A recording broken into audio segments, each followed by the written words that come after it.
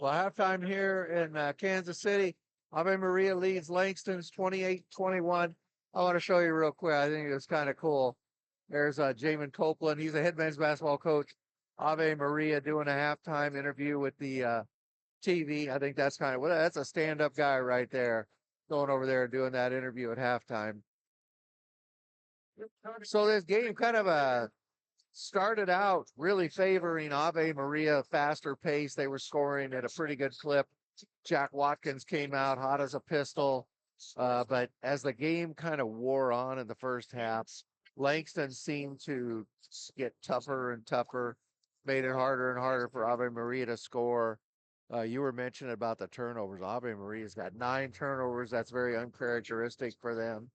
And then on the rebounds, well, they're about even 2018. But listen to this. Offensive rebounds, Langston has 9 to 1. They're just they're not a Langston isn't a super efficient offensive team, but man, if you can get 3 or 4 chances at the bucket like they've done a few times, I mean, you're gonna Right. eventually They're score. just muscling them out under the paint and really fighting for all those rebounds.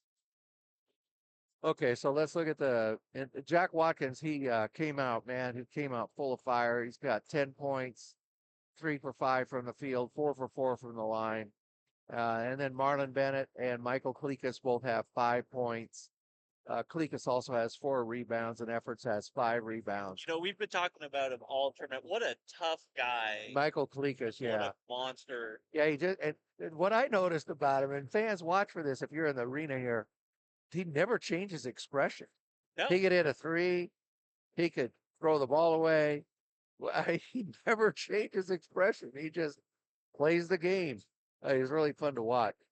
Over on the Langston side of the ball, Antonio Lewis, he had well, I guess they changed it back to a 2. So he's over 5 from 3, but he's got 6 points. Really, it's just really spread out with Langston. Jaden Williams has 4. Uh, big, big Jay Wilson, he picked up 2 fouls early, and he had to sit most of the first half. That really hurt Langston. So, you know, Paul, you and I have been, Paulie D, we've really been watching the score and the time and looking at the pace of scoring. And I really felt that Langston had to hold Ave Maria below that 35 level at halftime. Well, they held them down to 28, which is a 56-point clip.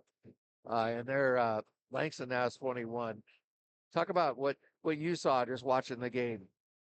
yeah, it seems like Ave Maria, they're getting hot flashes. They're hitting big threes and pushing to the basket.